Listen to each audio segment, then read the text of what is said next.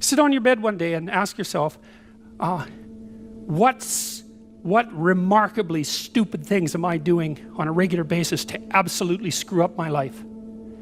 And if you actually ask that question, but you have to want to know the answer, right? Because that's actually what asking the question means. It doesn't mean just mouthing the words. It means you have to decide that you want to know. He taught manly pride, hope amidst doom. He had one simple instruction: Clean up your room. just clean your room. He taught us a lot about dragons and monsters. Don't become one yourself. Read his chapter on lobsters. He was such a legend, the head of a movement. Don't try to change the world without your own self-improvement. He loved Dostoevsky, no nihilist doom. Before fighting the world, turn on the vacuum. What's happening now? Where has he gone? Is our internet dad forever gone? I remember when I first discovered Jordan Peterson, he was hypnotizing. I think at the time, not many people had encountered the cesspool of liberalism that he had in his academic career, and moments like these catapulted him to stardom. The world was less radical then in some ways. There weren't people attacking Catholic schools, and the death of Charlie Kirk hadn't struck America. Liberals, I think, were taken more seriously. They had more power than they do now. And people like Jordan Peterson were a beacon of hope, a sign at the time that not all academics were members of the radical left. And millions of young men were inspired by him. I was one of them.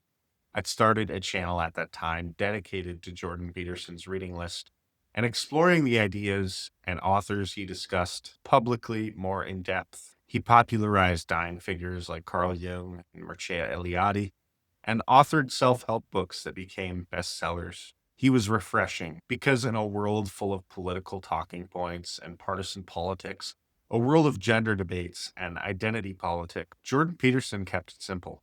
He talked about personal responsibility and starting your journey by changing you. He rose to prominence originally when he challenged some draconian laws in Canada about misgendering people by calling people who were born males men and born females women. How dare you? Apparently, Jordan Peterson didn't want to pretend, and at the time, that was a big no-no. But a few Joe Rogan podcasts later, and Jordan Peterson was mainstream. Have you ever had a musician or YouTuber that you were a really big fan of, but were disappointed when they reached stardom because it sort of changed their style? It took them away from you? That's how I feel about Jordan Peterson. He struggled with his benzo thing in Russia for a while, came back and was doing his own thing, and then jumped on board the Daily Wire. And don't even get me started on the Daily Wire. I've made a 13 video series about them that I'll post in the description below if you're curious.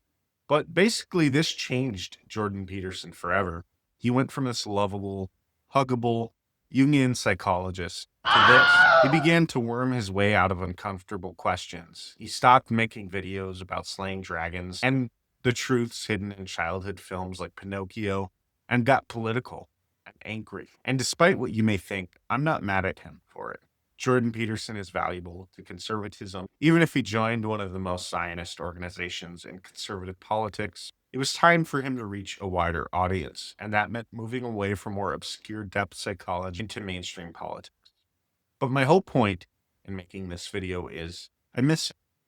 That's why I've spent some time on this channel creating some content that aligns with old Jordan Peterson's style. Hopefully I can attract some people with that same interest, because Jordan Peterson's Lobster Kingdom is gone, and it's time for others to step up and replace what we've lost. If you enjoy this kind of content or are interested in seeing conservative political content here on YouTube, be sure to subscribe to my channel and stay tuned. I post videos 3 times per week.